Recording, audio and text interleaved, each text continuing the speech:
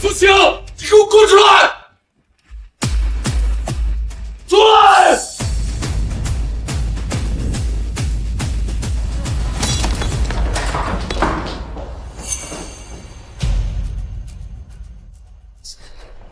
哇，发什么疯啊？苏晴，你说我只要买下这个古董，你就愿意嫁给我，你还会帮我找路子把它卖出去，凑齐我妈的医药费。我信了，我押上了我的一切，你就联合这个张子阳一起做局，拿眼睛骗我！王叔，你别听他胡说，我根本不认识他。对不起二位，你们东西我们收不了，你们回去吧。够了，李旺，我实话告诉你，我根本就没有爱过你，跟你在一起不过是因为你听话，好使唤。现在你没用，就识相，滚远些不行吗？就你那点家底儿，骗你就骗了，还能怎样？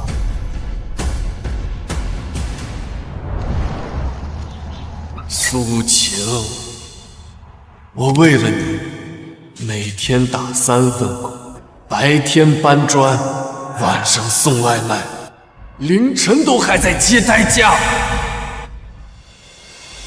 我妈肺癌晚期，你说这瓶子转手至少能赚50万，我把家里的房子抵押了，连我爸留下的抚恤金也拿出来了，结果呢？你不但给我戴绿帽，还联手张子阳做局下套，骗光我的一切。苏晴，你知不知道，我妈她昨天晚上没撑住，人已经走了。他死，那是他命短，关我屁事！你他妈是做什么？还敢动手！啊！我的眼睛！曲总出事了！啊！血脉断绝，情节加深，心死志未消，道与无道有缘。今日便赐你上古剑天神童之传承，望你善用此力。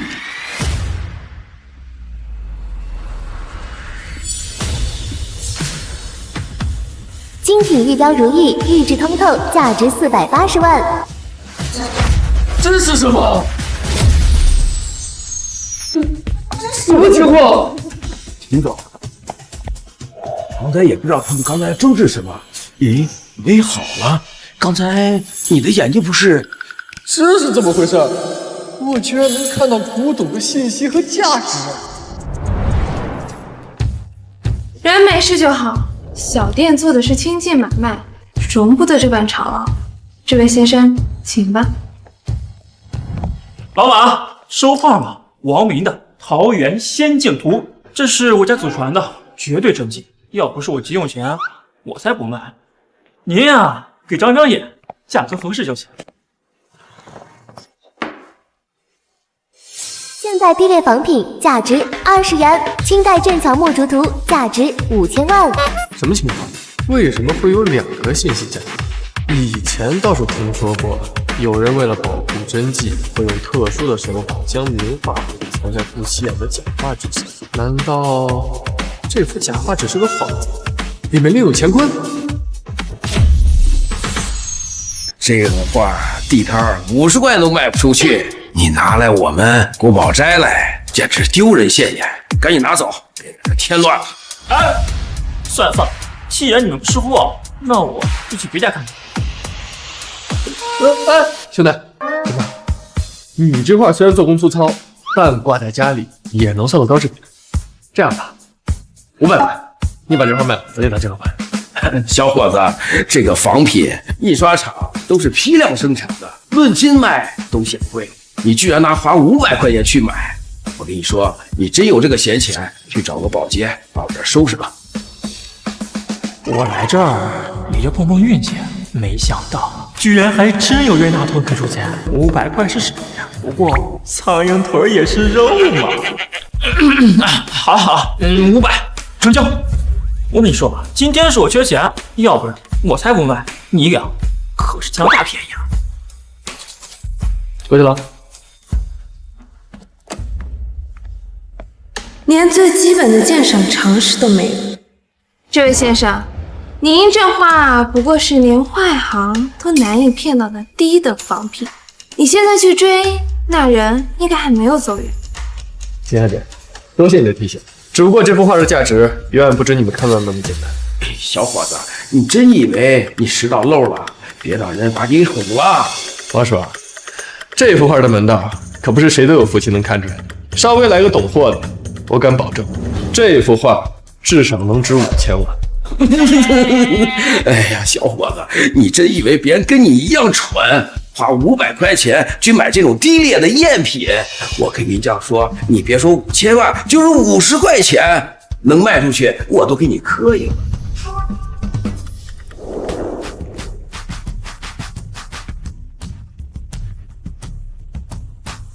别摸了，再摸也是个赝品，开不出花来。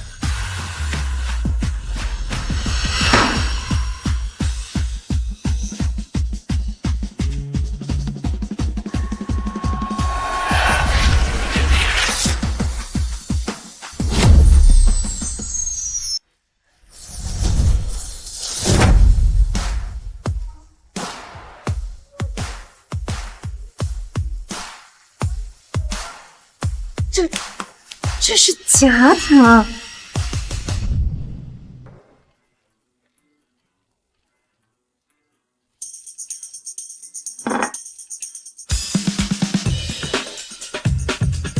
这6分半书的题款，20阶铺般的章法，还有这印章，绝对不会错。这就是镇桥大师的真迹《墨竹图》。什么？秦总，你不会看错吧？万一……不会错，我爷爷生前最爱的珍藏里就有一幅镇桥大师的兰竹方心图。我从小看到大，对他的笔触、用墨痕迹熟悉的不能再熟悉。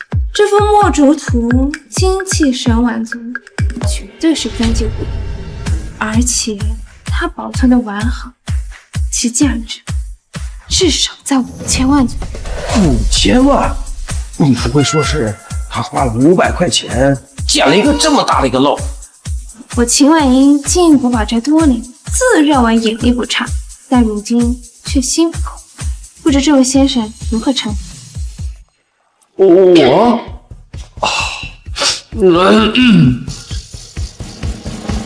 我叫李旺。李先生，可否请你聘请为古堡寨的首席鉴定师，月薪10万？这不行！这小子压根儿就是个外行，你要让他当鉴宝师，那我干什么啊？我在品鉴师几十年，老师傅了，你让我给他打杂呀？王叔，您上个月看走眼，购入了2件高仿赝品，导致古堡斋损失了200万。这能者为师，我秦万英用人只看能力。你今后就跟着李先生好好学习，如果还有异议的话，那就只能请人另谋高就。这份工作我接了。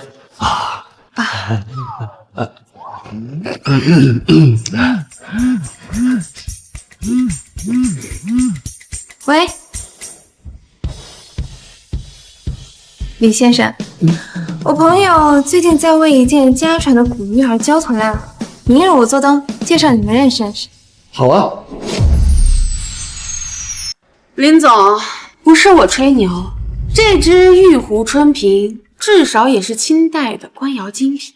您看这釉色，飞润透亮，这花盒繁而不乱。我和子阳也是机缘巧合，从一个老藏家后生那里得到的。当初买入我花了这个数，现在着急周转，只要600万，当是交个朋友。诗诗，久等了，给你介绍一下，这位就是我电话里说的高人李旺，李先生，现在是古堡斋的首席鉴宝师，坐吧。古堡斋怎么会请他来当首席鉴宝师？没事，姐姐，他想丢人现眼，就让他丢。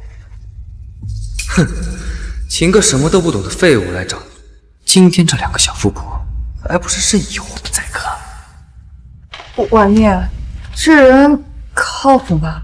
放心吧，诗诗，我什么时候看错过人？林先生的本事，你待会儿就知道。婉念，这个瓶子我刚才粗略的看了一下，觉得它的器型和釉光都还不错，你觉得呢？李先生，你就帮诗诗长长眼，看看这玉壶春瓶怎么样？好的，秦总。哼，果然是狗改不了吃屎。苏晴和张子阳又在用假货行骗。哟，李大鉴宝师，看得这么快，有没有看出什么门道啊？秦总，这件宝贝啊，是假货。假的？假的？怎么会？尹先生，你不过是随意扫了一眼，就判定此物为赝品，未免太过儿戏了吧？我虽然不及婉莹专业，但也看得出此瓶造型古朴，釉色莹润，尤其是这画工颇具古韵，至少是清朝乾隆时期的东西。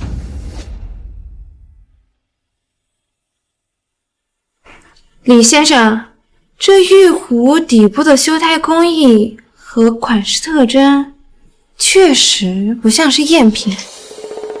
秦小姐，您既然请我过来长眼，就应该相信我的眼。我说它是假货，它就一定是。你够了，李旺！就是因为我不答应你的求婚，你就要现在这样处处跟我作对，搅黄我的生意吗？太卑鄙了！你们认识？何止是认识啊！林总，说出来不怕你笑话，这李旺啊，像个哈巴狗似的舔了我好几年，但我实在受不了他那没出息的样子，就没答应他。谁知道他因爱生恨，一直纠缠我，报复我。林总，您这位朋友一定是被这小子给骗了。他就是个工地搬砖的民工，大学还没念几天，还装什么会鉴宝？就是，他说这东西是赝品，无非就是看我选了子阳没选他，眼红了，想搅黄我的生意来报复。李旺，这是怎么回事？他们说的是真的吗？秦小姐，我们之间确实有点私人恩怨，但是并不影响我的鉴定结果。我只是实话实说而已。这个东西是清代乾隆官窑的百花不落地，它确实要比一般地摊货要强不少，但成本也就值2000。这瓶子是我花了2000块托鬼手炉做的高仿，足能以假乱真，不是行业的顶尖大佬根本看不出问题。李旺这个废物，怎么可能一眼就看穿？甚至连成本都猜得一分不差。李旺，你要是真有这么牛逼的鉴定技术，怎么当初啊和个傻子一样，买了个赝品，倾家荡产呀，回家供着和个宝贝一样？宽爷，我看这人就是个绣花枕头，你别被他装腔作势的模样给骗了。你先立马把他解雇了，你现在立刻给我离开！诗诗，我相信李旺，在古堡斋，他仅凭一眼就能从一幅劣质仿画的夹层中找出价值5000万的正巧真迹，这眼力绝非常人。秦总，你别被他给骗了，谁知道那是不是他自导自演的一出戏？像他这种人，为了接近你们这种有钱人，什么手段使不出来？诗诗，不管李旺和他们有什么恩怨啊，我觉得这东西啊，我们都别收了，宁错过不打眼啊。我林诗诗执掌望岛楼也不是1天2天了，我见过的珍宝比你吃过的饭还多，我就不信了，以我的眼力，还不如你一个装模作样的门外汉。600万，这玉壶春瓶，我万岛楼收了。这这玉壶春瓶我万宝楼收了。600万，居然就这么成了，这下发财了。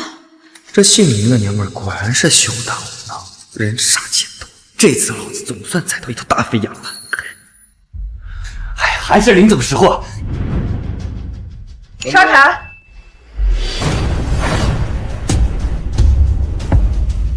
林总，我最后和你说一次，这是个赝品。如果你非要花600万买这么个东西，你一定会血本无归的。我花我自己的钱跟你有什么关系？你张谋这样的把戏唬得了婉一，可唬不了我林诗诗。就是，林总好歹是万宝楼的老板，月保无数。林总的眼光难道还比不上工地搬砖的？林总，你当真要买这个假东西？当然，我相信我的眼光，这就是一件清代真品。给我刷卡。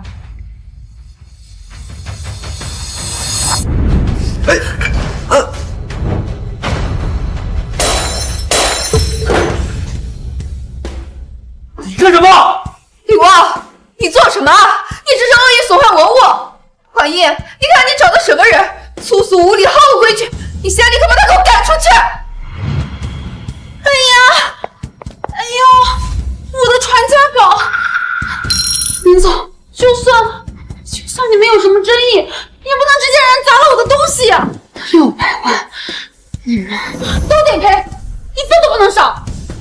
李旺，就算你再去和我抢小钱，也不能拿这个发脾气吧？好了，都别吵了，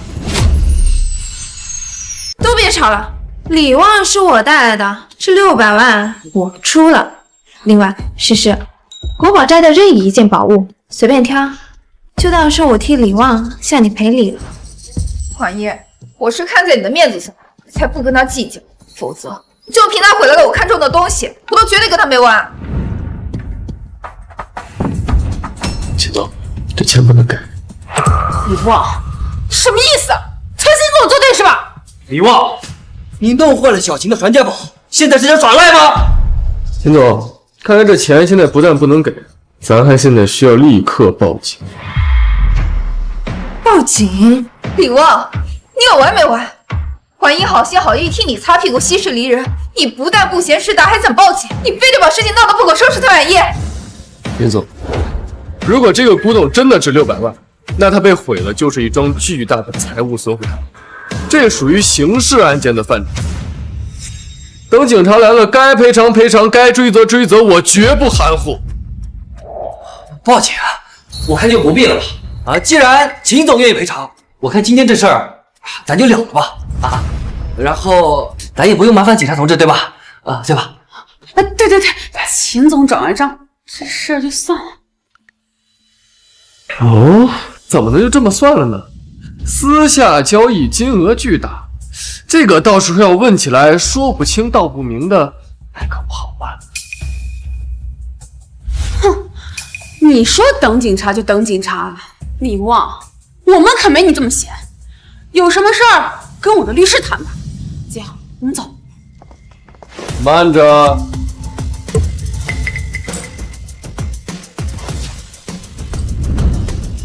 二位，这么着急走干什么？600万赔偿，不要了。二位这么着急走干什么呀？600万赔偿款呢？不要了。李旺，你就算死缠烂打，我们也没可能了。这件事我会让我们律师来处理的。苏小姐，你刚才哭得震天响地的说这是你的传家宝，价值连城。但一会儿警察来了，你这哭处不在，这不合适吧？林总，朋友带来的人毁了我的传家宝，现在还像黑社会一样不让我们走。你们万宝楼就是这么对待合作伙伴的吗？李旺，你个外行人装模作样毁了一件珍宝，现在还勒索人家苏小姐，你真以为有婉莹在，我就不敢拿你怎么样是吗？算了，跟这种人计较什么？不就是几百万吗？回头我给你补上。毕竟我不像某些人，还得哄着女人吃软饭过日子。看在林总的面子上，这件事我就不计较。不过我现在可没什么心情谈合作了。林总，站住！都记得我刚才说了吧？报警处理！这个臭屌丝到底想干什么？虽然说咱们那些东西的做工几乎可以一甲乱战，不少买家已经打过眼了，但是咱们这2天已经脱手了不少赝品，我还背着暗铁，要是警察来了，说不定又要被关着了。李哥，我知道你之前和小邢关系不错啊，是吧？我也不想把关系闹僵，这样的，听我的，咱们就私了，好不好？哦，私了啊，行啊，哎，你们只需要出30万，30万精神损失费，现在立刻马上咱就把这事儿了。什么？李旺，你砸了人家的传家宝，现在反咬一口勒索人家30万，你还要不要脸？环叶，这就是你千挑万选的首席鉴宝师，我看他就是一个地痞无赖，为了在前女友面前逞能，用尽下作手段。李旺，你是不是还没有忘掉苏晴？其实也没必要这样的。这也和我的私事无关。哎，林小姐，你既然觉得我们敲诈勒索的话，那咱报警吧。我觉得报警合适。行啊，你报警啊，看警察来了你怎么办？欢燕，到时候要赔钱，你可别报。好，报警！别，没事，李哥，别闹，千万别报警。没事，没事。张先生，你这是做什么？哎，李哥，都是我和小婷的错，是吗？刚才我们说话是重了点。哦，哎，这样，这30万，该赔，该吗？我们赔啊！直接滚，给你个转账啊！凭什么？你这怎么样？啊！我们这还真让他报警啊！警察一来，这真的假的还藏得住吗？再说了，这30万本来就是从他身上拿出来的，刚刚跟着没什么损失，就当讨债交代了。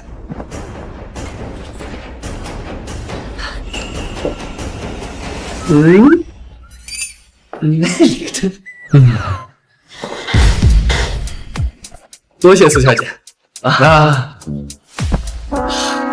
林总、秦总，今天多打扰，改日我一定登门道歉啊！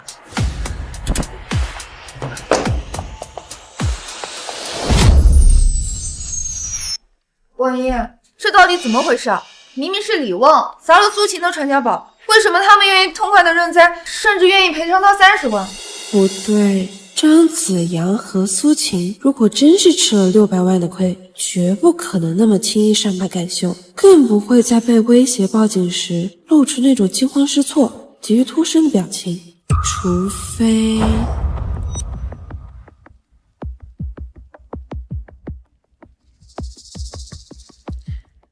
除非他们心里有鬼，怕警察来了暴露比损失600万更严重的问题。果然，这瓷片上的纹路不对，这是景德镇一家专门生产高端仿古工艺瓷的工厂，独有的特征，这根本就是一件出厂不到1年的现代仿品，难怪他们那么心虚。所以他刚才根本就不是冲动砸瓶，而是算准了一切。他早就看穿了那是赝品，甚至连对方害怕报警这一点也拿捏了。这眼力，这胆识，还有这份对人心和局面的精准掌控，李旺他到底是什么人？哎，婉燕，你看出什么了吗？是，你看，哦，这纹路是景德镇工厂的那家仿品，这纹路是景德镇工厂的那家仿品。所以现在你知道了，刚才他们赔偿的30万根本就不是赔偿费，而是封口费。这么说来，我刚刚差点花600万买了一件高仿赝品，还对试图阻止我的李旺破口大骂。天哪，我都干了些什么？李先生，诗诗她就是这样的性格，单纯直率，心里想什么就说什么，有时候难免有些冲动。刚才那些话你不要介意啊。他为什么不说话？是不是真的生气了？都怪我刚才那么过分，当着婉英的面那样质疑他。他明明有这么过人的眼力，绝对是大师级别的人物，却平白受了我这么多羞辱。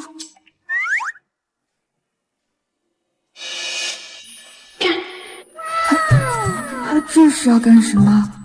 难道……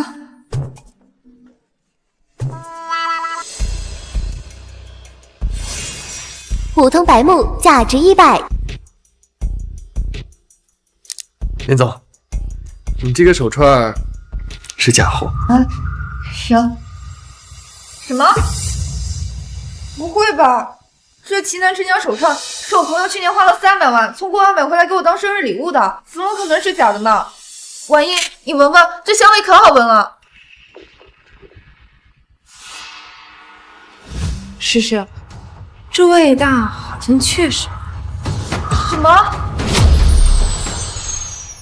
这根本就不是奇楠，而是普通白木，用大量人工香精气泡制成的仿制品。你若不信，就用力摩擦珠子，发热后闻，一定会有股隐隐的酸浊气味。真是假的？说起来，若不是李先生提醒，我还真没注意到这些。连婉英都没看出来有问题，可李旺只看了一眼，真假立判，这种眼力到底是怎么做到的？李大师，你能不能帮我看一下我身上的其他东西有没有问题啊？李大师，你要是看出了什么问题，你就直接说，这一次我一定虚心求教。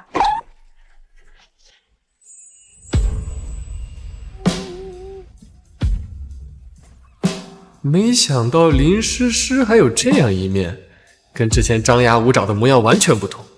不过这丫头是不是太没戒心了？李小姐，你这是……李小姐，你这是……李大师，这玉坠是不是真的？这是我妈留给我的，我从小就戴着。我操，她还真就这么拉上我手了。这位大小姐的脑回路是不是太直接了点？秦总还在旁边看着呢。你仔细看看吧，这对我很重要的。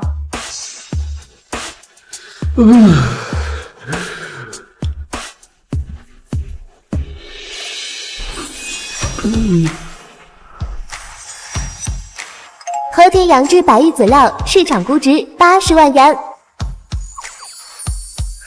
林小姐，你是上好的和田白玉杨枝籽料，若是从小就佩戴，经过人体油脂的滋养，会更加温润。市场价值80万左右，是个好东西，也是份好心意，好好带着吧。李大师，你也太厉害了吧！就这么摸了一下，就能看出来这么多啊！哎，李大师，还有一件东西，想让李大师帮我长长眼。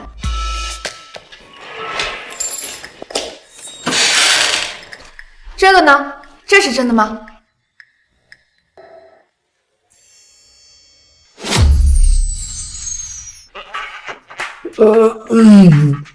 林小姐，这么好吧？没什么不好的，你要是觉得有什么问题，你就直说。这次我绝对不生气，我就想听真话。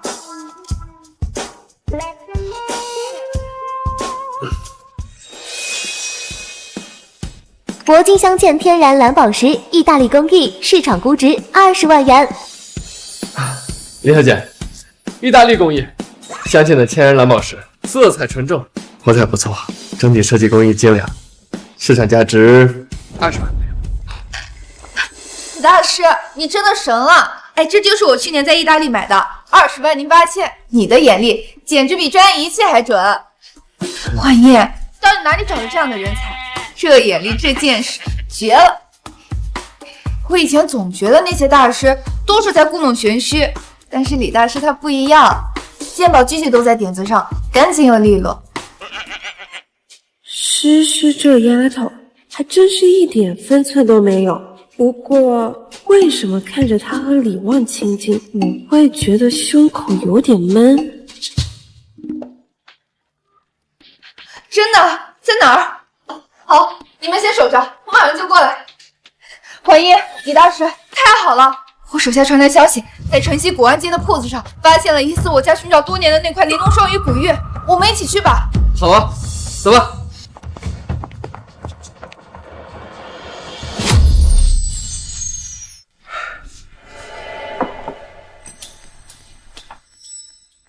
老爷子，好眼力啊！不瞒您说，这这宝贝是西山一个老农在他家后山挖地窖的时候一锄头挖出来的。老汉不识货，差点拿回家给家里的孙子磨着玩，得亏遇到了我。您瞅瞅这景色，这刀工，我敢拍胸脯，这至少是汉代的东西。您再看看这双鱼纹，还有这游丝手雕。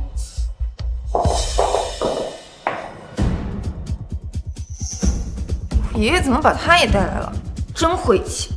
是，那是我爷爷林正堂，我们家万宝楼就由他一手创办的。这些年，他一直心心念念想找回一块祖上丢失的古玉。那就是汪学汉，他们家是做珠宝生意的，跟婉英家有深度的生意合作，所以两家长辈就想撮合他们。都是家里人安排的，所以我才想把伯伯摘正好，好的能跟资本抗衡，这样才能摆脱被安排的命运。婉英，这么巧你也在这儿，我正好陪林爷逛逛，没想到能在这儿碰到你，我们还真是有缘呀。婉英，我知道迟迟有消息，你一定会陪着来的，所以我特意请了林爷一起来，正好长长眼，顺便也来看看你，也正好让你了解了解我，这样总没坏处，对吧？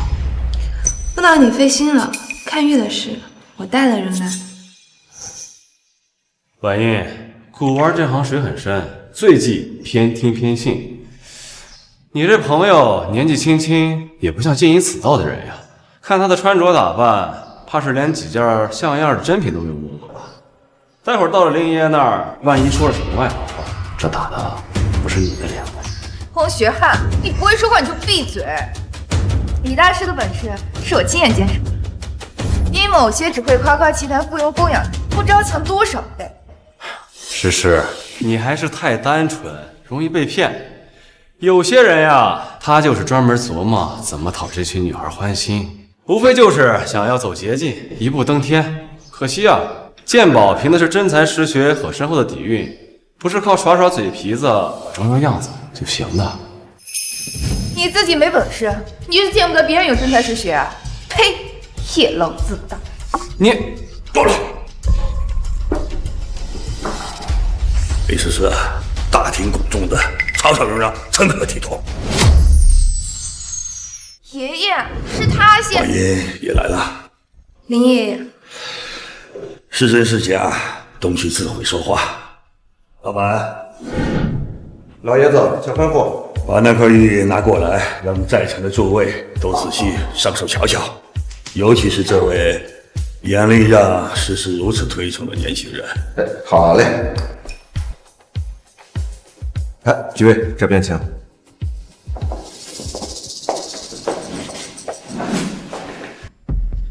东西在这儿了，大家都说说吧。诗诗，以前你不是一直催我帮忙吗？也看看。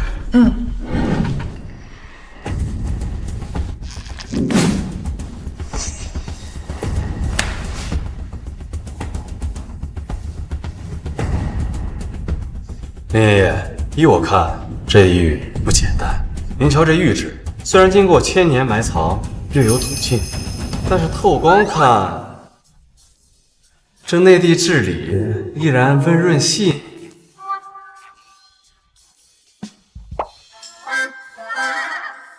这可是上古和田青白玉的底子。再看这雕工，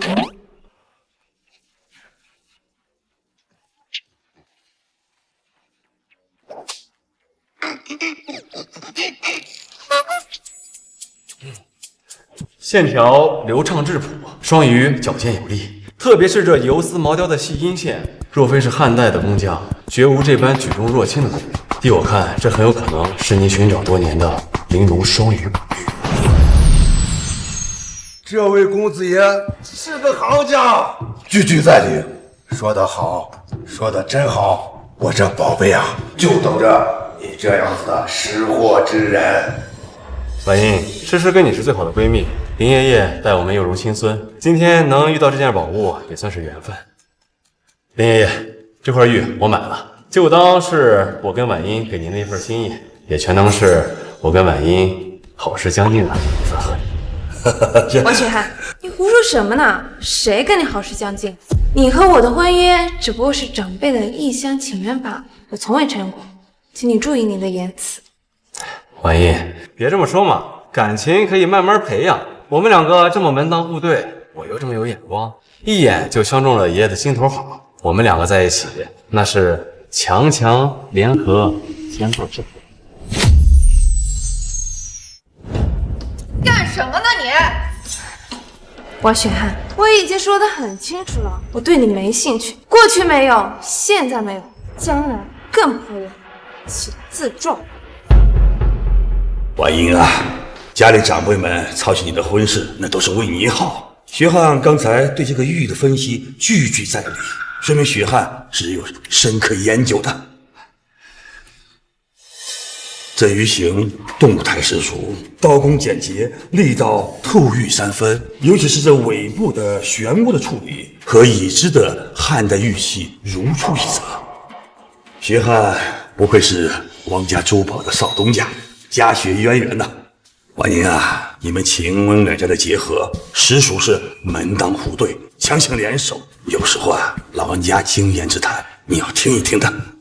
林爷爷，您过赞了，我只是略懂皮毛，在您面前，我还是班门弄斧了。这位小友为何发笑？莫非对老夫的看法有何高见？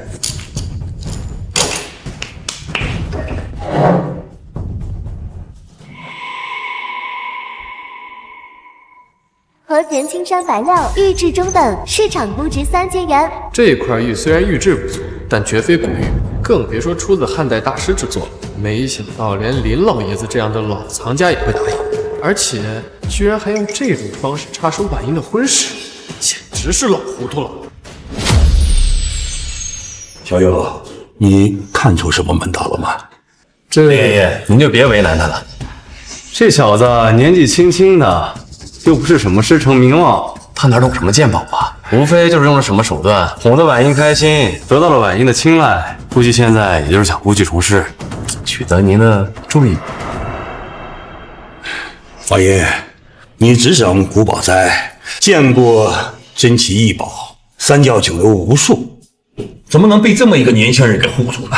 爷爷，你别被汪学涵给骗了。李旺是有真本事的，我是亲眼见识过的。诗诗这丫头从小到大心高气傲，什么时候这么急切的维护过外人？这臭小子看来能靠嘴皮子忽悠了婉英，连我孙女都被灌了迷魂汤。小小年纪拿你女人的手段倒是一套一套的。罢了，既然是婉英带过来长眼的，想必也会有其几分真本事。那你来说说，老夫相中的这块玉，你看看到底如何，也让我开开眼界。那晚辈就献丑。林老，您这块玉是和田青白山料，这玉质中等，油润度和湿润度都还算不错，是一块还不错的料子。但是您这块玉绝非古玉，所谓沁色不过是人工染色，色浮其表。至于价值吧，一块做的还不错的现代玉雕，最多只值3000块。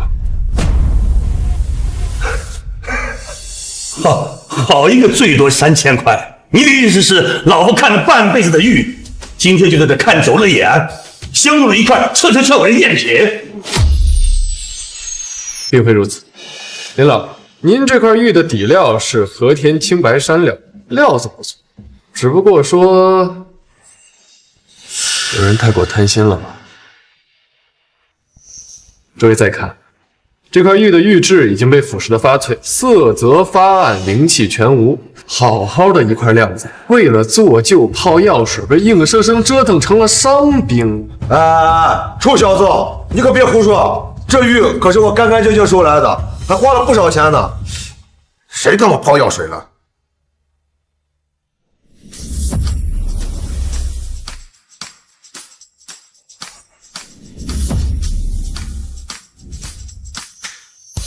黄铜龙象，现代工艺品，价值80元；天然云氏夜明珠，价值800万。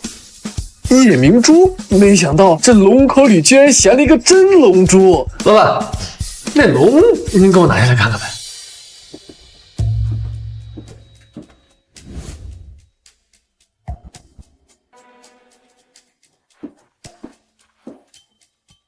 诸位，依我看，整场唯一值得购买的，就只有这一件。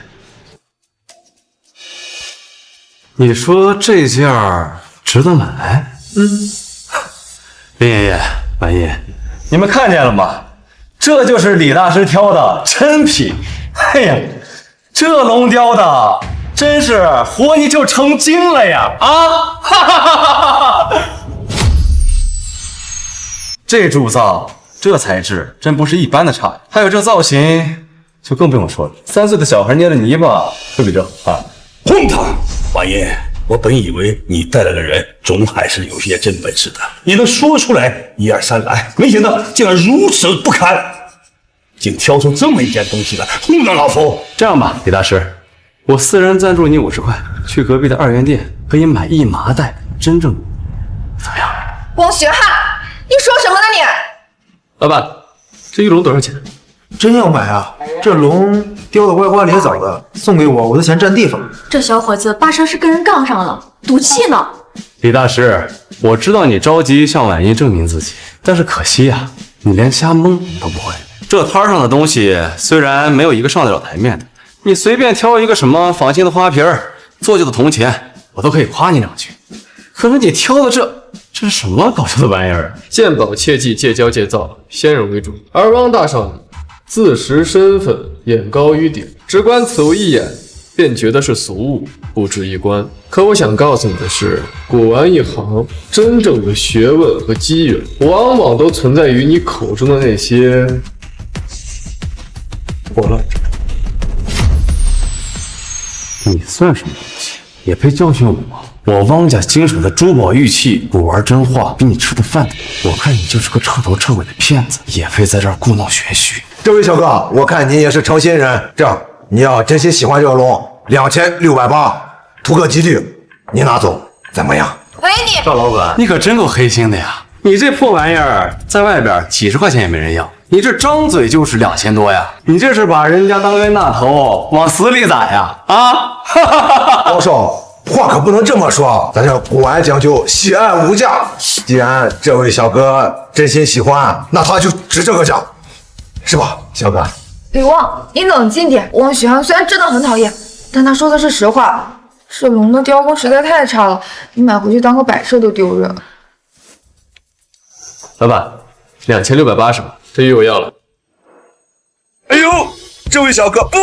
这位老板，您真是慧眼识珠，气度不凡呐！这龙跟了您是他的缘分啊！我就说这好宝贝就得等您这样子有缘人。婉音，李大师他是怎么回事啊？这龙香明明就一眼假，他不会是被王学涵踢昏头脑了吧？我觉得李旺不是这种冲动的人，他这么做一定有他的道理。我相信他的眼光不会错。老板，刷卡，这座龙我替他付了。李大师，这摊位上只要有你看得上眼的，尽管挑。秦婉音，你居然为了这么个废物，当众如此打我的脸。好，很好，那我就让你看看，谁才是真正有实力、配得上你的人。婉音，你对你的员工真是爱护有加呀。可古玩这行，单凭靠感觉可是不行的，还得有真金白银的实力和眼光。既然李大师说这破铜烂铁是至宝，真正的玲珑双鱼古玉只值3000块，那正好。林爷爷，这块玉无论是不是你要找的那块，它的古韵和精美是毋庸置疑的。今天我汪学汉就以汪氏珠宝少东家的名义，出价5000万买下它。婉音，这5000万既是为林爷爷早日得偿所愿尽的一份心，也是向你以及所有人证明什么叫做真正的眼光、实力和诚意。5000万！哎呀，王少，您真是豪气冲云天啊，慧眼如炬，活菩萨啊！这玉能跟了您，那是祖宗积福。为了在女人面前装逼，5000万买个染色的破石头，这汪大少还真是人傻钱多。雪汉啊，你这孩子呀，真是有心呐、这份魄力和眼力，不输你父亲当年呐。只是可惜，这世上总是有一些跳梁小丑，不是珍宝，总以为一些破绕而已的宝贝，还引得旁人盲目跟从，平白惹别人笑话。爷爷，李旺他不是小丑，他买这个东西一定是有他的道理，我相信他的眼光。诗诗，我看你是被他灌什么迷魂汤了，现在连最基本的判断力都没有了。诸位，让我也看一看。哎，这不是文玩界的泰斗级人物周景元大师吗？他老人家怎么来了？小友啊，能不能让老夫再仔细瞧瞧你这尊雕塑啊？当然可以。周老，这尊雕像可是有什么稀奇之处？哦，林老也在这儿。这个雕像啊，有点意思啊，不过我得仔细看一看。哈哈。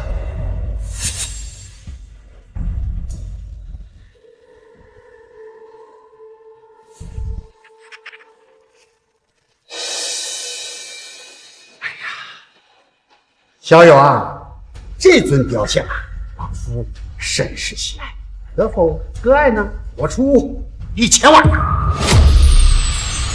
怎么？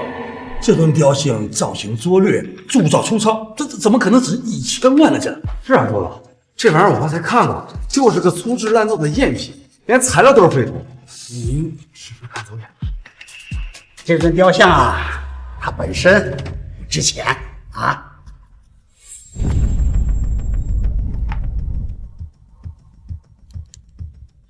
值钱的是这颗夜明珠。什么？夜明珠？天哪，真会发光！白天都这么亮，那晚上岂不是跟小月亮似的？你看到了吗？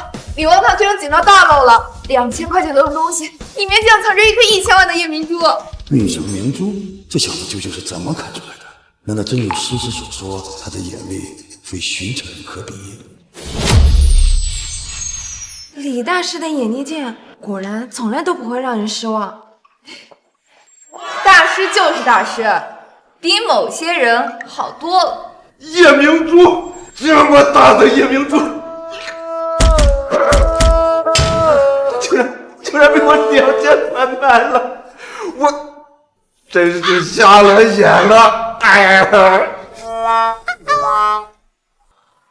小友啊，能从这卑劣的雕塑中一眼看出龙爪里暗藏的玄机，你这超凡的洞察力啊，老夫平生少见啊，后生可畏，后生可畏啊！您过奖，您过奖。 1000万，老夫绝不食言，这就是这个。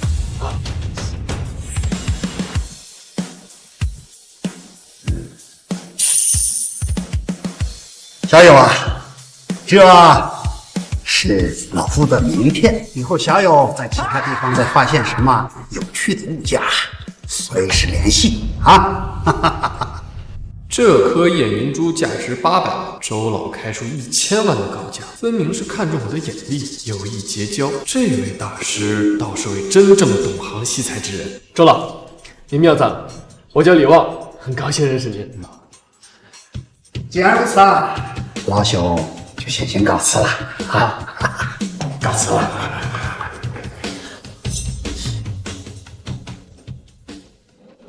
周老。 这玲珑双鱼古玉是我刚以5000万拍下的汉代真品，您觉得如何呀？王公子，你刚才说这块玉你花了多少钱买的？5000万呀，这个林爷都看好了。王公子，你看走眼了，这块玉啊是赝品。哦，不可能，周老，你再仔细看看。 这刀工这银丝毛雕，还有这青色入骨的感觉，这绝对是汉代古玉，这怎么可能会是赝品呢？是啊，邹老，是你关键的，还请你再给整眼。就算老夫眼拙，但我也能看出来，此玉玉质圣成，包茎自然，形制古朴，尤其是双鱼纹饰，与我林家古迹中玲珑双鱼玉有7、8成相似啊！这连老，王公子，我理解你们的心情，但是你们所说的沁色入骨，恰恰就是破绽所在。天然土沁啊，它有层次感，而且边缘模糊。沁入玉的部分啊，玉质它会发生变化，而你们看你们的这个沁色。好了，拿杯水。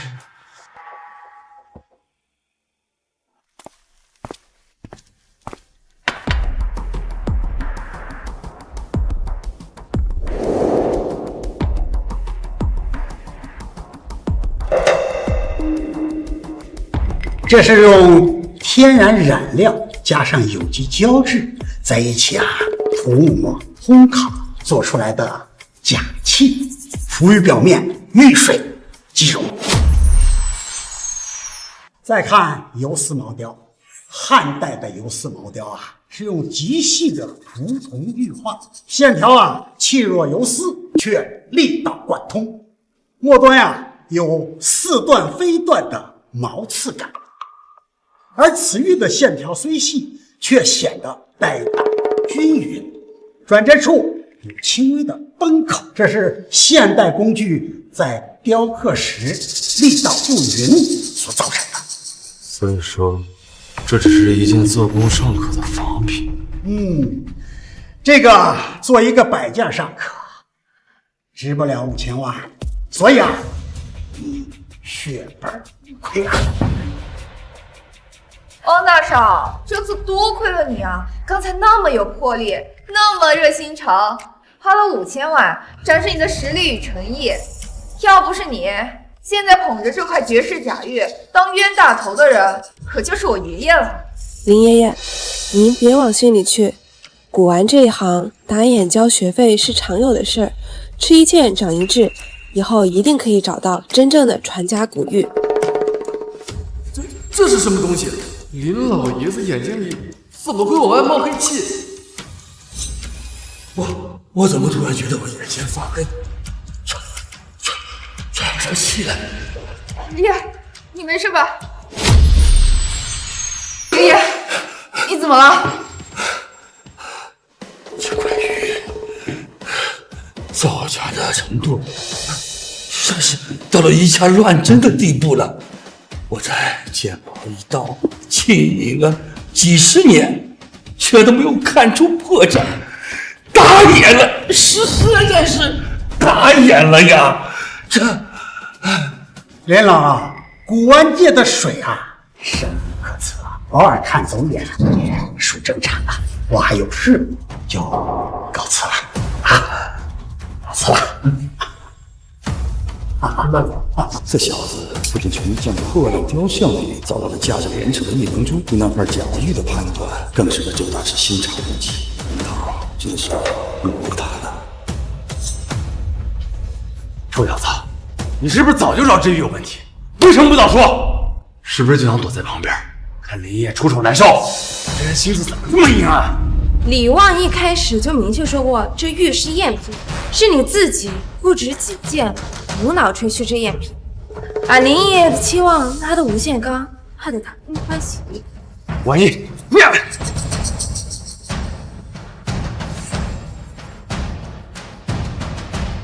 这里乌烟瘴气，您走了。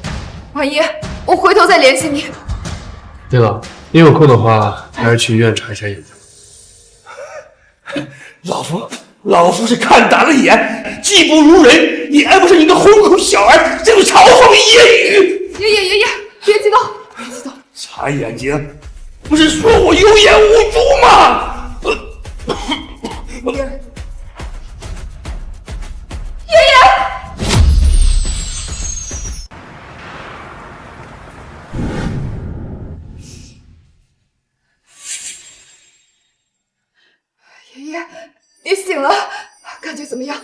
们哪里不舒服的地方？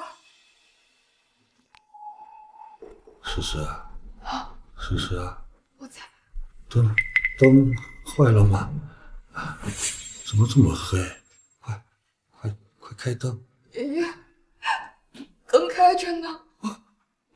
我的眼睛看不见了，我什么都看不见了。别激动，医生！我这怎么了？林老，请尽量保持情绪平稳，这对您目前的情况很重要。医生，我这眼睛怎么了？我怎么什么都看不见？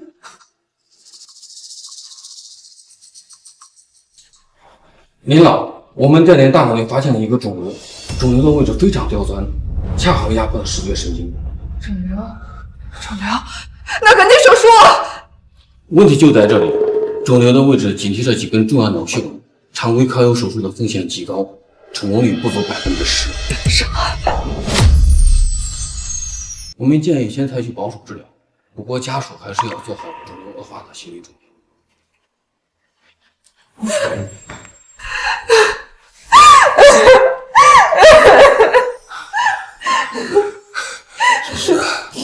诗诗，别哭了，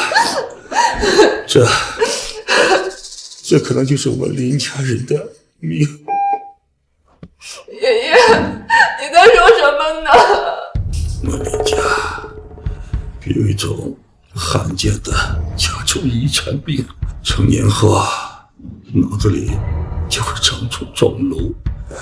有的人心理成熟功，像我到这把年纪但是这种病就像悬在头上的一把刀，迟早就会落下去。爷爷，我们家有这种怪病，我怎么从来都没有听你说过？说了只会徒增烦恼，又能有什么用？诗诗，你爸爸走得早，我一直都希望你是那个幸运的例外。爷爷，古籍上说，有一种古玉能够调和血脉，根治这种怪病。爷爷我操了一辈子，原本以为有了眉目，可谁能想到头来却是空欢喜一场，还让我成了现在这副模样。老天爷呀，你是不给我们林家活路啊！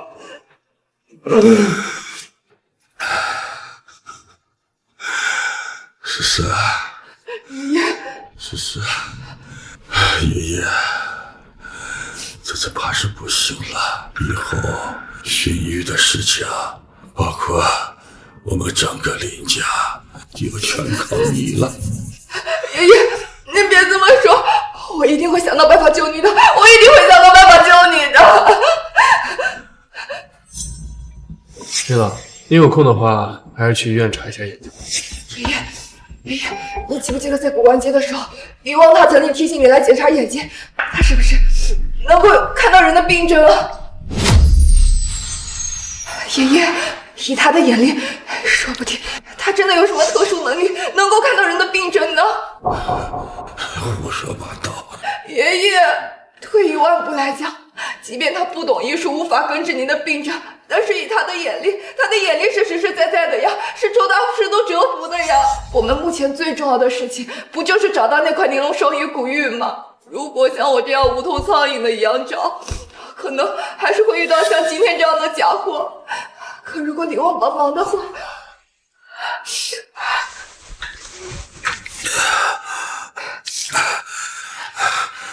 诗诗，你说的对，我们现在就是不能放过一时机会。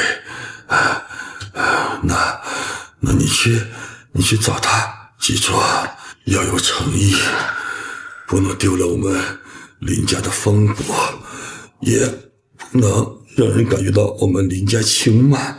是。那你去我书房密室里那一坛古墓那个古坛匣子里的东西都带上哦，还有一张无相额黑卡一并带上，就当是我们林家的一点诚意。爷爷，您放心，我一定把李王给请过来。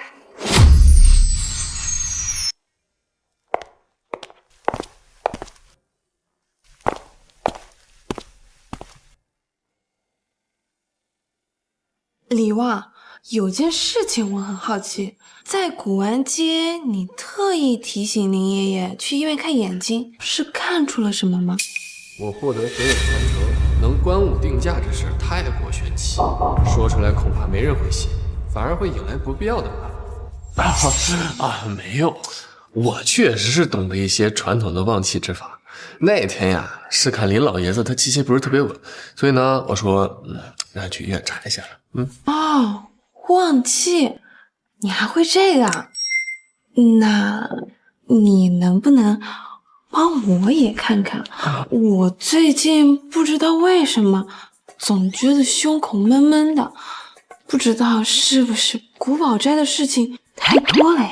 之前我能看到林老爷子眼间的黑气，是不是说明也能看出人体的异？管了，先试试。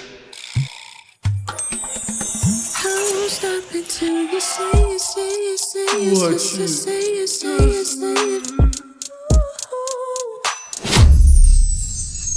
秦总身上的衣服怎么好像变透明了？没想到秦总看着瘦，身上居然这么有料。李旺，怎么了？怎么这么突然？难道你先生看出了我身上有什么很严重、难以启齿的问题，他才会有这种反应？李旺，你是不是看出了什么？我身体有什么问题？有什么话你就直说，我保证不会生气，也不会怪你的。我对天发誓，这真不是我故意想看的。呀，你怎么流鼻血了呀？快拿纸把血摁住。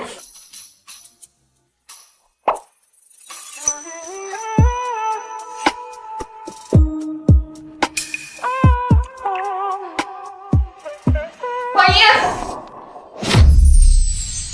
婉莹，婉莹的脸怎么这么红？还有李旺，怎么还流鼻血了？他们两个刚才干了什么？看来婉莹对李旺也不是全无感觉，我得再主动点了。诗诗，你怎么来了？快坐吧。对，来坐吧，坐。婉莹，李大师，我爷爷突然晕倒进了医院，医生说是脑部肿瘤压迫式神经，爷爷他现在已经完全失明了。李大师，你在古玩街曾经提起爷爷去检查眼睛，你是否看出什么了？既然你有这么厉害的眼力，我求求你帮我救救我爷爷。我确实懂得一些旺气之法，但治病归治病，鉴宝归鉴宝。林老爷子的病，我也无能为力。我的意思是，就算你不会治病，你也能救我爷爷。我们林家这个怪病是刻在血脉里的诅咒，林家人成年后颅内渗瘤的风险极高，或早或晚都无法避免。爷爷能够撑到这个年纪已实属不易，现在唯一能救他的就是找到那块玲珑双玉古玉。古籍中确有记载，某些上等的古玉蕴含着独特的矿脉能量，能够定神、安筋、调节气血。或许那块玲珑双玉古玉就是关键。所以那天在古玩摊上，林老听说那个玉是假的之后，那么激动，所以急火攻心。林爷爷找了大半辈子，眼看就要有线索了，没想到却当头一棒。在古玩街找一块古玉，犹如大海捞针，真假难辨。但李大师，以你的眼力，说不定真的能找到古玉。所以，我求求你，求求你救救我爷爷，救救我们林家。这来人！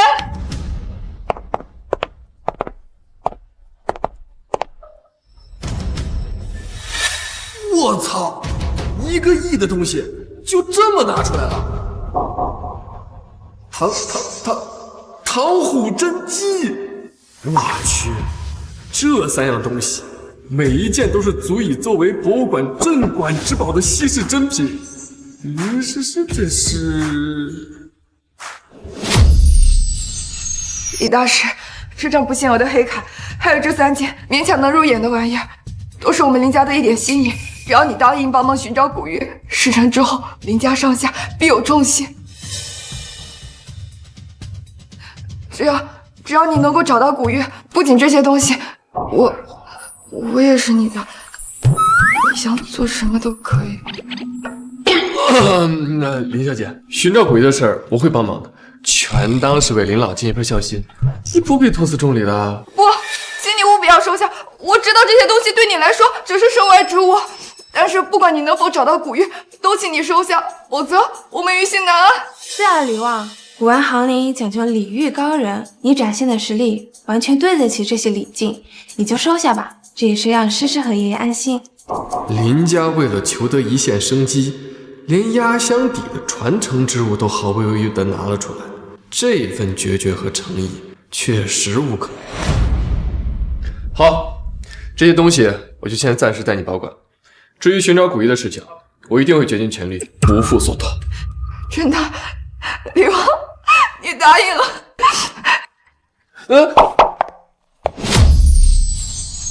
诗诗总是想到什么就做什么，可李旺他好像并不反感。难道男人都更喜欢诗诗这种真诚可爱的女人？那相比起来，我是不是显得太死板、太无趣了？旺哥哥，既然你都答应了，那我们现在怎么办呀？我觉得现在应该发动你林家在古玩界的人脉和资源，全力追查古玉的线索。那是自然。除此之外，我觉得现在最直接有效的方法就是去赌石场。赌石？如果需要上等的玉石，我可以直接找熟悉的珠宝供应商挑选现成的精品，虽价格昂贵，但以秦家的财力也不在话下。秦小姐说的方法确实直接，但现在有2个问题。第一，能找到净气安神调和气血的古玉本来就可遇不可求，还有第2点，也是最直接的问题，成本问题。一块顶级的玉石价格至少在数百万起，还不一定对林老的病情有帮助。如果全靠购买来尝试的话，成本未免也太高了。所以你想去赌石场，以相对低廉的成本去博取可能蕴含顶级玉料的原石，就像以小博大。可是赌石的风险众所周知，所谓神仙难断寸玉，就算是顶级的赌石专家也有走眼的时候。如果我们全凭运气，我们怎么能保证出货呢？神仙难断寸玉，那是别人，在我面前，原石真正的价值是多少，还不是一目了然。旺哥哥，我还是第一次来这种地方呢，感觉这些石头都能看出东西。你等会儿一定要好好教教我怎么看石头哟。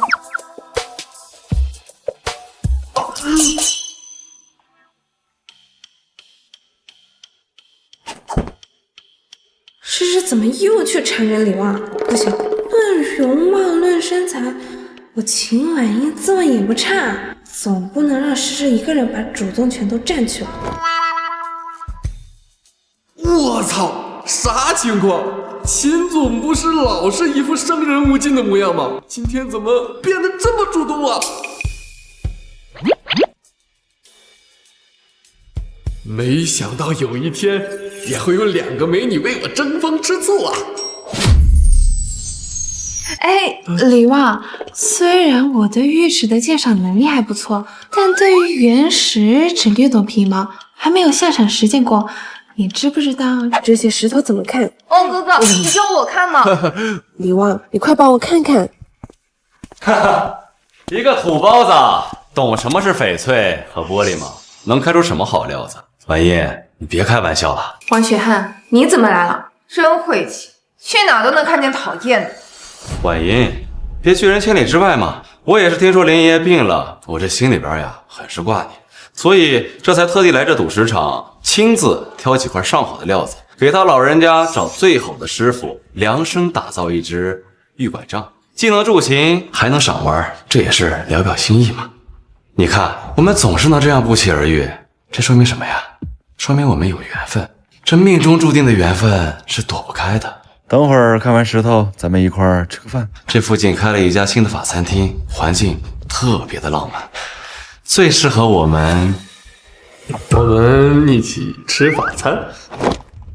汪大少既然自己懂行，这儿有这么多石头，是骡子是马拉出来溜的，毕竟光靠动嘴皮子，他开不出好的料子来呀。你小子算什么东西，敢这么跟我说话？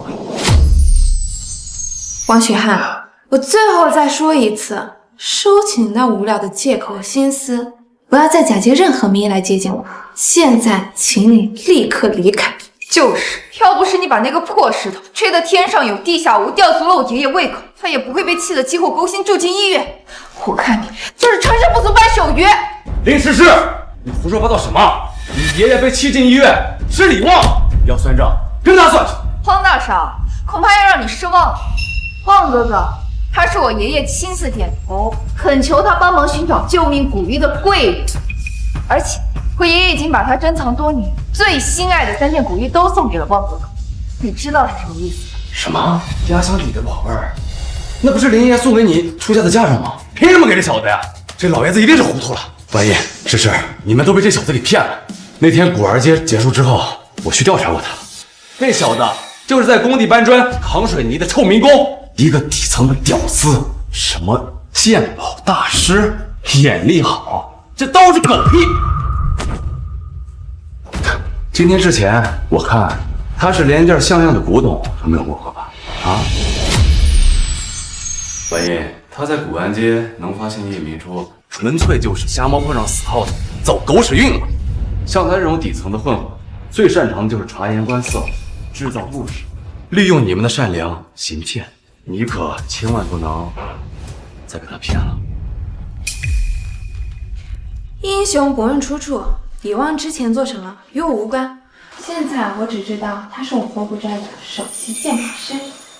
至于所谓的调查，王大少，与其费尽心思挖别人的过去，不如好好提升自己的鉴宝能力吧。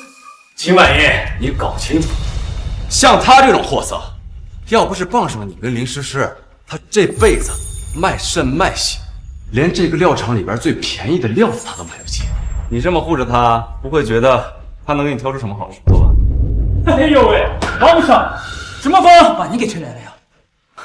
王氏珠宝可是我们厂子里的老顾客，王上还是老规矩，你今天看上的所有料子，一律给你按最低价，保证让你满意。我今天来是给家里的长辈挑几件上好的料子，你这儿有没有什么正经的好货？别拿你那些破烂糊弄。哎呦，王大少，瞧您这话说的，我要跟你怼一怼，让您费劲。来，王上，来，您看，这些都是刚到的老场口料子，表现确实好，我都给你留着呢。两个不知好歹的贱人，等老子从这堆好料里开个满绿高冰出来，看你怎么后悔。李旺，既然婉英这么看好你，敢不敢跟我赌一把？赌什么？我们就在这儿石头里挑一块，现场开，里边的价值谁开的越高，谁算赢。输的人从这儿爬出去，以后再也不能出现在我面前，敢吗？虽然我相信李旺的鉴宝能力，可赌石的变数实在是太大了。汪学汉又是个玉石老行家。王大少，赌可以，就是这赌约又是爬出去，又是再也不见谁的，是不是太硬了？啊，我提议啊，咱俩各选一块石头，现场解石，谁开出来的石头价值低，谁就支付对方市场价格2倍的钱。哈哈哈，好啊，没问题。李旺，这可是你自己找死，整个厂子最好的料子，大半都在孙辫子给你留的这堆里边。那个泥腿子只能在那些没人要的废料里下，干什么更？这次我就让秦婉英和林诗诗看清楚，谁是真龙，谁是臭龙。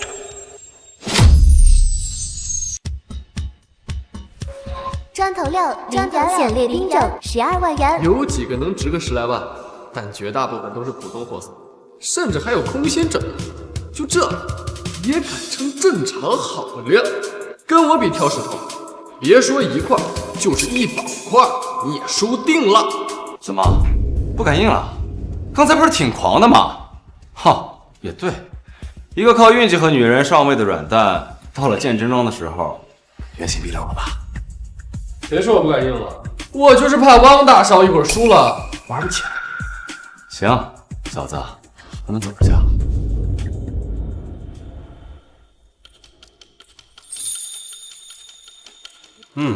这块皮壳老结，沙粒均匀，手感不错。声音沉闷，结构紧密，有点意思。这松花若隐若现，颜色还算不错。蟒带虽然不是太宽，但是走向连贯，深入肌理的可能性很大。王少还真是行家，这手法，这眼力，不愧是王氏之宝的接班人呢。这句句都说在点子上，这块料子可是正常口的老料，表现确实很好，都是我特意给你留的。就这个吧，开个价。王少好眼光啊！这块料子皮革很好，个头又粗，要是外人来拿，没有个15万，我绝对不松口。但王少你是谁呀？咱都是老熟人，给你这个价，10万。10万，小钱，哥们儿玩的就是个兴致。王少大气啊！蓝英、诗诗，这第一块我就挑了一个带花带粗蟒的，表现很正，估计这里边是零手，如果带点色的话，价格估计翻个几倍都不成问题。我呢就先拿这块热身，让你们也让某些装神弄鬼的人开开眼。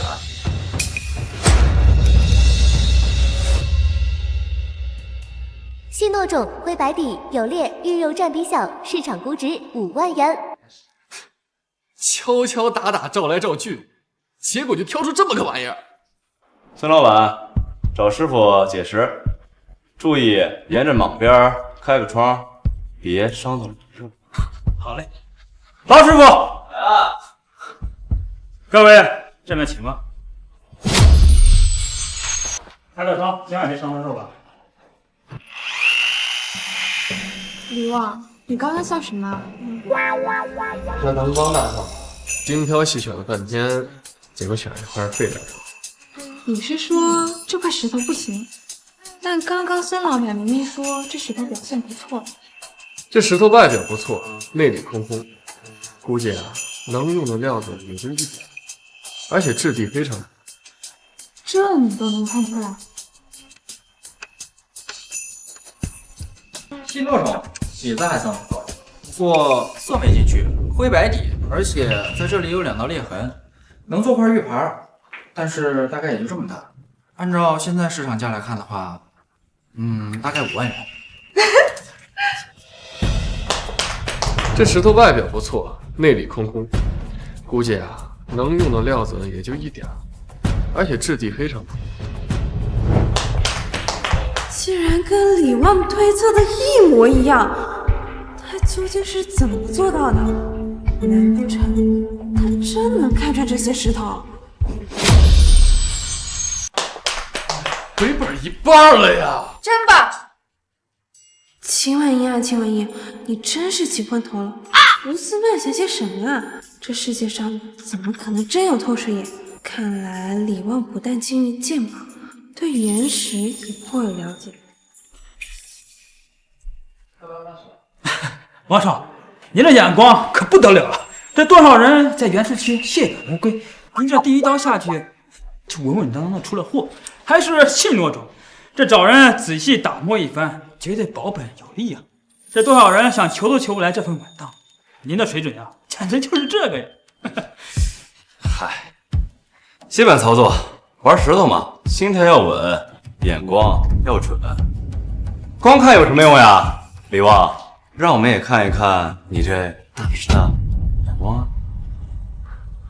哎，这位李老板是吧？不好意思啊，这堆料子可是我们厂子专门为王少这样的 VIP 大客弄一个精品区。您呢，太君那块自挑，那边的石头多，价格实惠，很适合您这样的新手练手。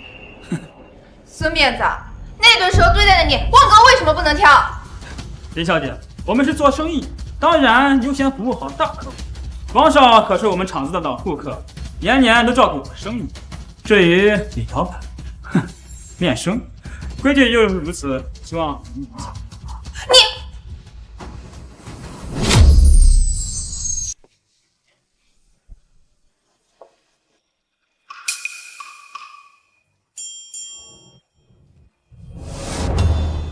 普普通石料无翡翠成分，市场估值0元，上等有机料7万元。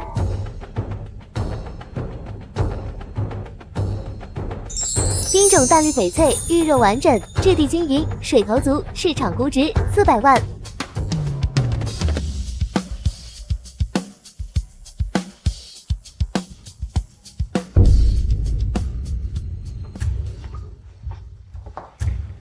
老板，哎，李王，不是我说你，你就这么一扫，这么草率，能拿出什么货来呀？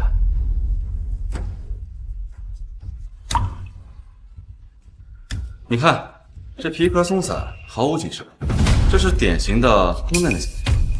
还有这风化纹，杂乱无章，说明里边内部极其不稳定。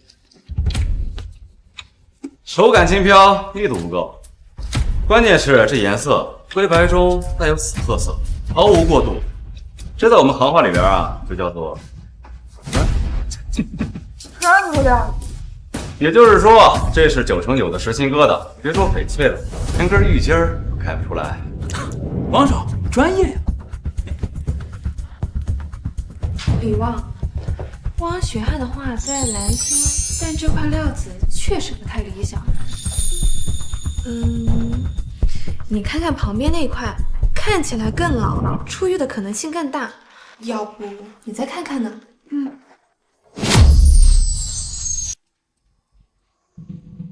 普通石料无翡翠成分，市场估值0元。如果没有神童，光凭原石外表来看，我可能真的会觉得婉英指的那块更好。难怪赌石风险这么大。奇怪，以前怎么没发现？他专注起来的时候，好像有种说不出的沉稳和魅力。秦总，你信我？我信。老板，开个时间吧。李老板，我看您也是成品用，又是林小姐和秦总，这样我给你创价20万，孙辫子，你穷疯了吧？汪雪汉从那堆精品堆里挑的才10万块钱，这块石头明明从公料里拍的，你居然敢要是吧？哎，林小姐，您话可不能这样说呀！我孙某人做生意向来都是看心情定价的。这块石头我今天看的特别顺眼，我就觉得它值20万。您要是不乐意啊，您可以不买嘛，又没人逼你。而且，这位李老板不是大师吗？这大师看上的料子，岂能是凡品？哼，这20万我都赶着要低的呢。我看你就是……好了，李小姐。好了，李小姐，他无非就是看我跟汪学汉有过节，想捧他，然后踩我，顺便再宰我。可是，和他这种见风使舵的人置气，别提。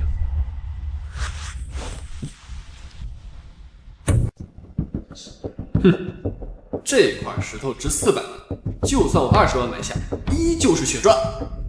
这20万，没想到买一个连路边狗都不肯的石头。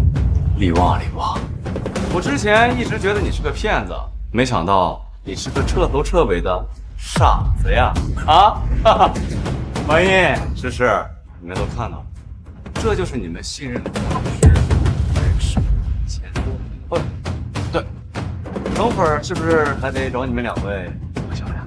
啊，哈哈哈哈！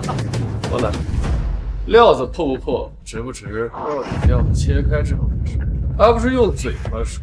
石头自己出。师傅，从中间切，偏远一点，不要擦手。切给他看，我倒要看看这20万买的料子，他能开出什么好货。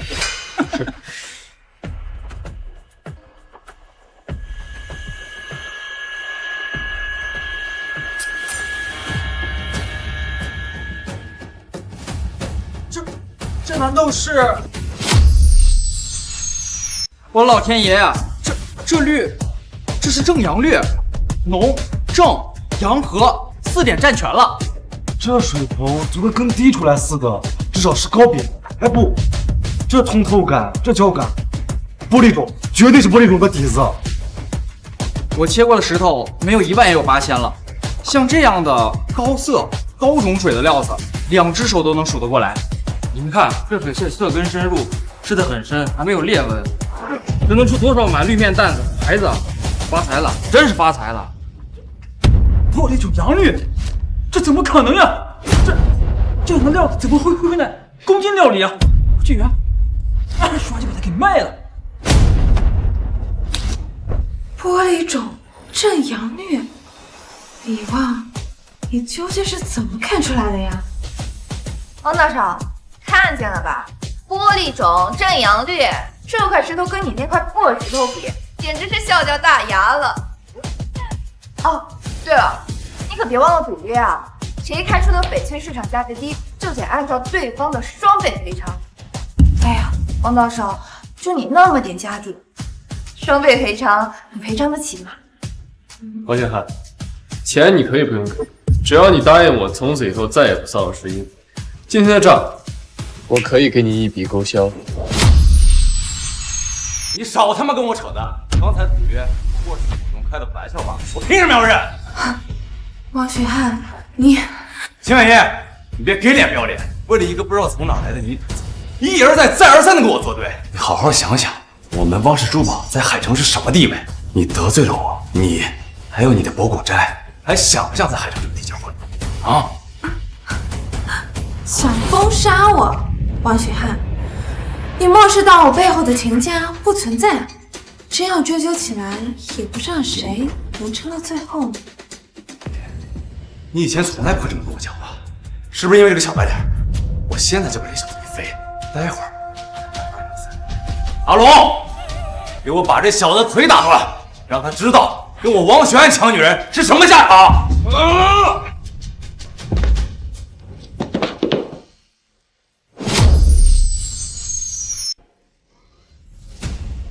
刚才那一瞬间，我只是凝神看了对方一眼，竟能有如此效果。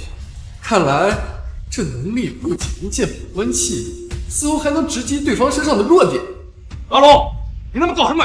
给我起来呀！王雪汉，这不是你强喝在手下，让人家积劳成疾了，真是你的报应！不，这绝对不是巧合。刚才李旺只是瞪了瞪保镖一眼，对方就倒下了。他到底是什么？他那双眼睛是不是还藏着什么秘密？李先生，必争是最花钱的经理，您这块高滨洋绿的料子志在难得，我愿意出价300万，一点不付。哎，李先生，别听他瞎说，300万想收这块极品，做梦呢你！我们豫园斋愿意出350万收这块，哦不，400万，450万，李先生都不用。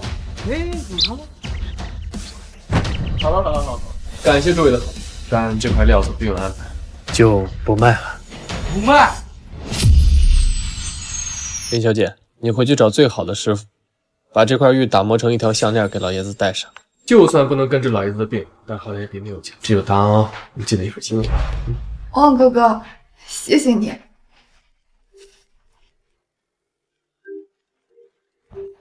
明儿来拍卖会啊！王爷，汪哥哥，最新消息，明天附近的云顶山庄有一场拍卖会，据说压轴的商品里有一块形制特征特别像玲珑双鱼古玉的。正好，秦家早年间在那里购置了一处度假别墅，今天晚上我们就可以搬过去，这样明天一早就可以直接去拍卖会，以逸待劳。行，那就这么定了。你找师傅处理那个料子，我们收拾东西，今天晚上就走。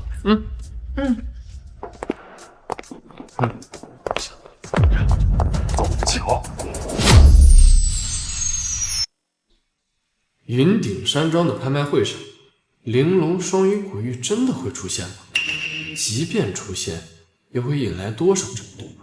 林家、秦家虽然势大，但天下识货有权有势的人也不少。我的神童能看穿物品价值，但倘若在拍卖场上拼的不仅是眼力，更是财力与魄力，明天恐怕不会轻松。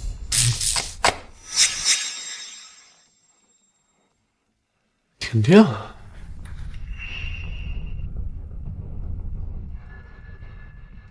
没想到我的眼睛还有夜视之能，估计是电路调查了，我得去看看总闸在哪。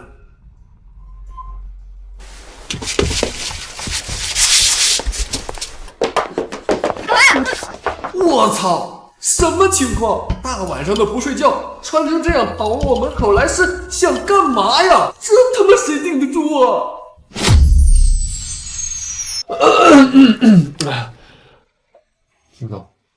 林总，你们怎么在这儿啊？我是来跟你道歉的。今天在赌石场，因为我的原因，让你被汪学汉针对，还差点动手。我刚走到门口就突然停电了，结果……汪哥哥，我是想来感谢你的。你今天开出了那么顶级的玉料，还给我爷爷做玉枕，我特别感动，有点睡不着，就想亲口跟你说一声谢谢。结果刚到门口，灯就灭了。这样啊。汪哥哥，其实我有点怕黑，刚才灯一灭，吓了我一大跳。你听听，我现在心跳都好快呢。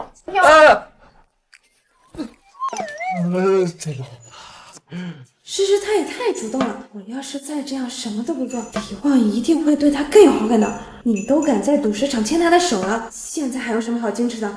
不能输！哎呀，李旺，我突然有点头晕，可能是刚刚停电吓到了，又或者是真的。要不我去床上休息吧。哎呀，汪哥哥，我真的害怕了。哎呀，我好晕。我真的害怕。我去，这到底什么情况？一个怕黑，一个头晕，还都往我身上靠。呀！退下！说谁派你来的？饶命！是王少，他给了我10万块钱，让我进入别墅帮你。我也是一声悲鸣心窍才反应过来，好汉饶命啊！汪学汉，他竟然改做买凶杀人的勾当，简直无法无天了。汪学汉这个不要脸的东西，白天在采石场丢了人，晚上就做这种下作手段。汪哥哥，你放心，我们林家一定不会放过他的。我秦家也不会放过他的。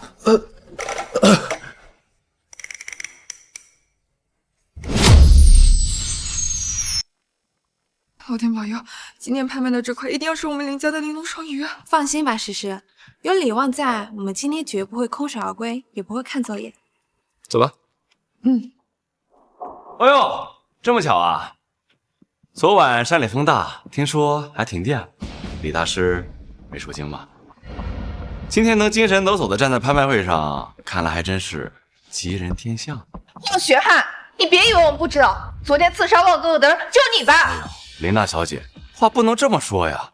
那万一是林大师他行事不端，在外边得罪了什么人，人家仇家找上门来了。毕竟这李大师德行也就这样，很难不得罪人吧。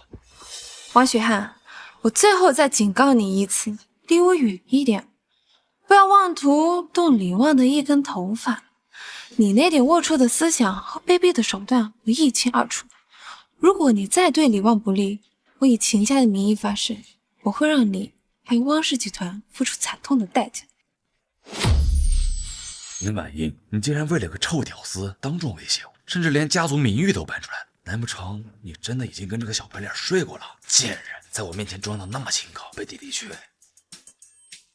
拍卖会即将开始，请各位嘉宾入座。秦婉英，好，你很好。我告诉你，我汪学汉想要得到的东西，从来没有不得到过。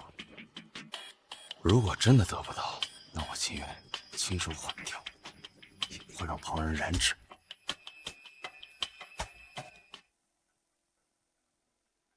诗诗，我觉得汪学汉今天肯定不会善罢甘休，恐怕会弄点什么事情出来，我们得留神。王英，你就是想太多了，他能闹出什么事啊？他无非就像以前一样耍点小聪明，哗众取宠，引起你的注意力罢了。咱们不管他，让着他就行了。我们看拍品吧。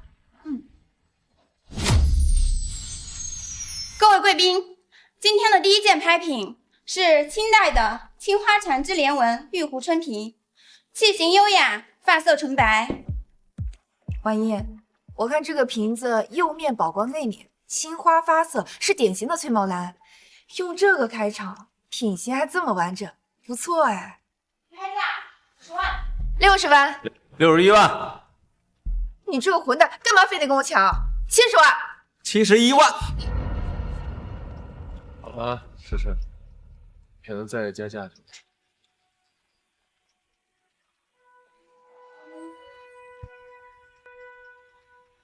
樱花产制联文玉壶春瓶清末明珠金仿，市场估值75万元。这个是民国仿清代乾隆时期的，算是一件古董赝品。这个东西虽然仿得很真，但是呢也有几处细小的瑕疵，价值最多就在80万。而且你没发现，你每次叫价，王一涵都跟着你要价，他只加1万，这样的话你再加价，他肯定接着跟。那最后成交的价值可能会在这种花瓶之上。看这个混蛋！算本小姐也不是很喜欢这个花瓶，就当是本小姐让给她。71万，还有没有哪位贵宾要出价？71万第一次，71万第二次，71万第三次，成交！恭喜这位先生。接下来的拍品是一对和田玉镯，玉质细腻油润，白度上乘。起拍价60万。李旺，你觉得这对玉镯如何？经和田洋之白玉籽料手镯，顶级工艺精湛，市场估值130万。东西不错，是上好的和田白玉籽料，市场价值应该在130万左右，就很超值了。70万。71万。汪学汉，你干什么呢你？没干什么呀，琳达小姐，拍卖会嘛，价高者得，我出个价有什么问题吗？装蒜！我跟王一拍什么你就拍什么，而且只加1万，你这不存钱有些人是什么？你就不能自己看看拍品？为什么非得跟我们抢？哎呀，琳达小姐，你真的冤枉我了。自从那个古玩节和赌石会之后，我是真的服了。我承认，我的鉴宝眼力的确不如李大师。但是好在，虽然我鉴宝能力不行，但架不住我钱多呀。我现在也算是想明白了，什么鉴宝呀，真的假的多累呀。这李大师的眼光这么准，那我跟着他拍就好了呀。你们让他拍的肯定是稳赚不赔，我也不多加，就一口价1万。你不要脸！哦呦，随你怎么说嘛。反正有李大师这个合眼基金帮我把关，我跟着捡漏肯定不会赔他。哎呀，不过这种感觉还真是挺爽的啊。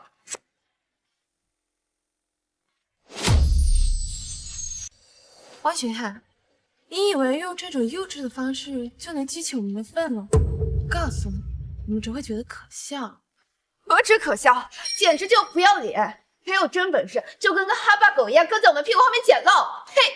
哎呀，随便你们怎么说吧，反正只要能让某些人不舒服，那我这花点小钱还是挺值得的。今天的拍卖会，你们想拍的东西，要么得出高价买下，要么就得眼睁睁的看着东西被我拍走。老子就是要恶心。好了，诗诗，他愿意叫价就叫价。接下来的这件拍品是明代的铜鎏金嵌宝石，拍品有相100件，工艺精湛，寓意吉祥。现代仿古工艺品，市场估值5万元。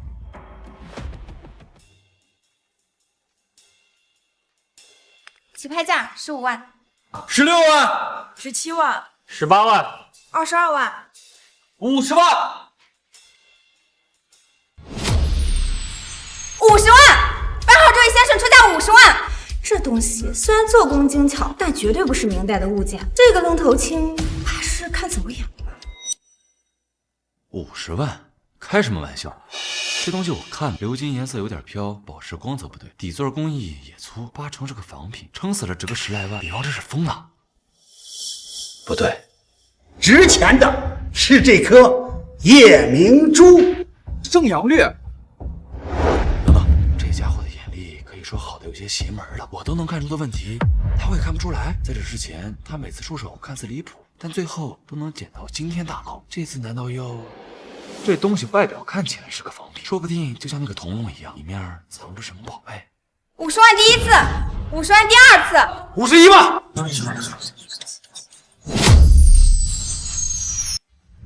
陈警官，他怎么不跟了？难道他刚才喊高价是故意的？ 51万，73号这位先生出价51万，还有没有哪位贵宾要出价的？成交。哦，恭喜这位先生以51万的价格成功竞得这位拍品，恭喜您！不是说汪氏珠宝的少东家眼力过人吗？我看也不怎么样。可不是嘛，这东西手法拙劣，一看就是现代仿古代的艺术品，市场价值最多也就5万块，这傻子还买回去。李旺，那不是跟了50万吗？你怎么不跟了？你给我耍我！我没有。王大少何出此言呀？拍卖场上本来就是公平竞争，拍是我的权利，不拍是我的自由。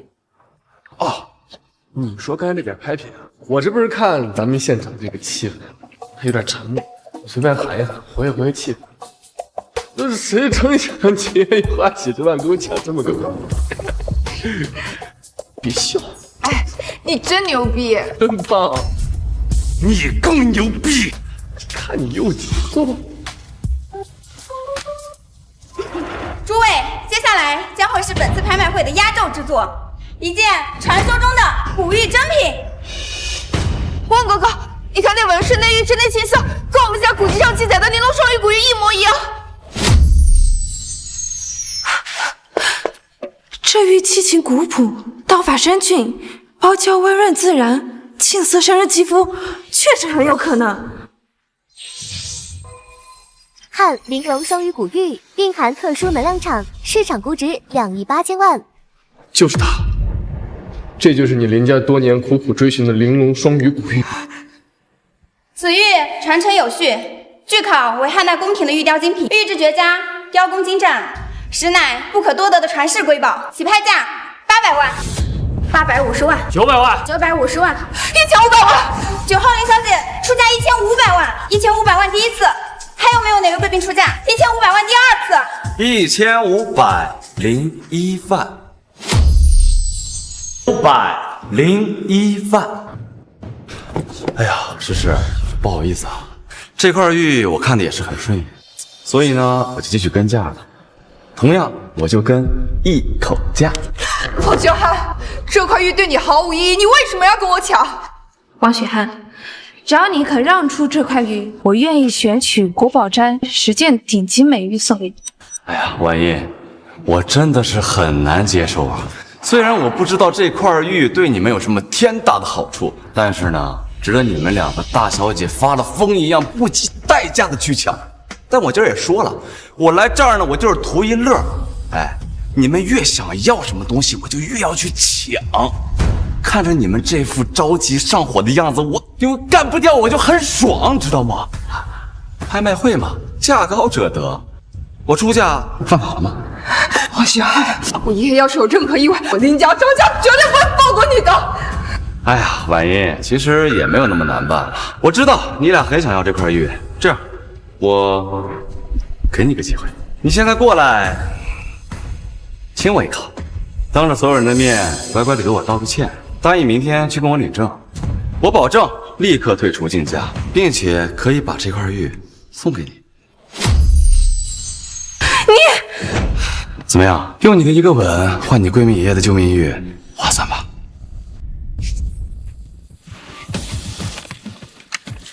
这是我爷爷生前在瑞士集行为我设立的信托基金本票，凭此票可领取5000万美元，约合人民币3亿4千万。这是古堡摘下的所有资产和库存的转让公证文件，约值1亿。现在我把这4个亿的资产作为担保和出资，竞争这件古玉。婉音，不行的，这是你的一切，就算是为了我爷爷，也不能这样的。婉音，我知道我们情同姐妹，但我没想到你会愿意为我、为林家做到这一步。秦婉音，你情愿倾家荡产，也不肯跟我结婚。王雪涵，你听清楚，我秦婉音宁愿一无所有，也绝不愿意嫁给你，因为我早已经有了真正在乎的人，愿意为他付出一切。而且，诗诗也是我从小长大的闺蜜，林爷爷更是把我当做亲孙女一样对待，我有什么理由不帮他们？好，巧得很。我说你怎么对我越来越冷淡，原来是跟这个臭屌丝纠缠上了。我说过，我汪学汉得不到的东西，别人也别想得到，尤其是你，秦婉一，你宁愿喜欢这个废物，也不选择我。好，很好。你们不是都喜欢这块玉吗？我现在把它给砸了，我让你们喜欢，让你们爱，你们都给我去死！都给我去死！不要！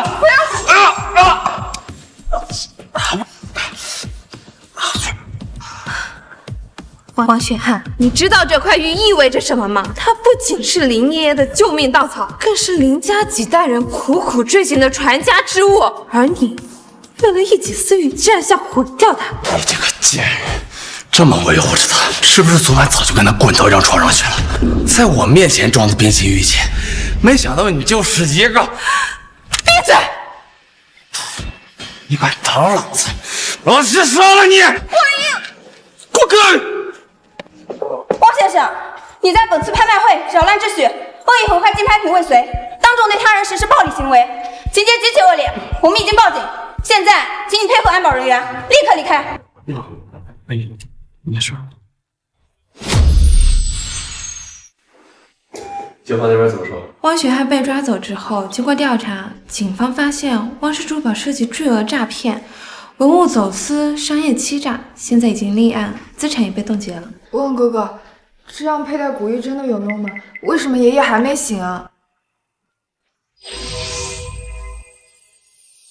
放心吧，古玉已经起作用了，只不过说呢，林老的身体受到损害太大，需要一段时间恢复而已。嗯。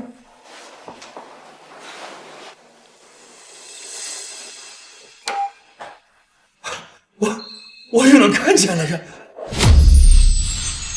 爷爷，你醒了，真是太好了。爷爷，怎么样？还有哪里不舒服吗？这是玲珑送予古玉。李先生，你真的找到他了？李先生，救命之恩，再造之德，莫之难忘。请恕老夫一拜。林老，您不必如此，我只是略尽绵力，恰好识得此遇，有得二位相助，才能促成此事。真正救您的呀，是您手心这块和您血脉相连的古玉，再加上您自己的坚持，还有真心，我只是接受这而已。林爷爷，您刚醒，需要好好休息。我和李旺就不打扰了，改天再来看您。李先生，请留步。李先生，请留步。慢点。李先生，大恩不言谢，老夫本不应该再开口，但有一事关系到我林家存续，所以还有一事相求。林老，您有事但说无妨。不，你要是不先答应，老夫便长跪不起。好，我答应您，您快请，您快请。李先生，先前在古玩街，老夫有眼不识泰山，言语多有冒犯冲撞，还望你大人大量，不要记在心上。林老，过去的事儿就不要再提了，让它过去吧。经此一劫，我也算是看明白了。这在古玩行当里，我林家虽说是鉴宝世家，但是我的能力尚且不如你万一，差些酿出大祸。石子这孩子虽然比较单纯，也有些天赋，但是在这水深似海的古玩行当里，若没有高人指点，怕是成不了什么气候。所以我就希望他能跟着你，哪怕是端茶倒水，打杂跑腿，只要能在你这儿学上一点点皮毛，能增加一些鉴宝的能力，老夫感激不尽。我哪懂什么鉴宝知识？要不是有这双意外得来的神童相助，我连东西都认不全呢。旺哥哥，你就答应爷爷嘛，好不好？我会很乖的，我绝对不会给你惹麻烦的。你就让我跟着你和婉莹姐姐嘛，好不好？我这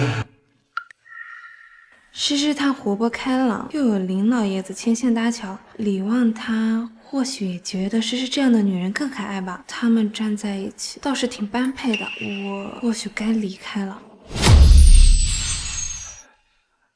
婉一，你要偷偷溜去哪？诗诗，我……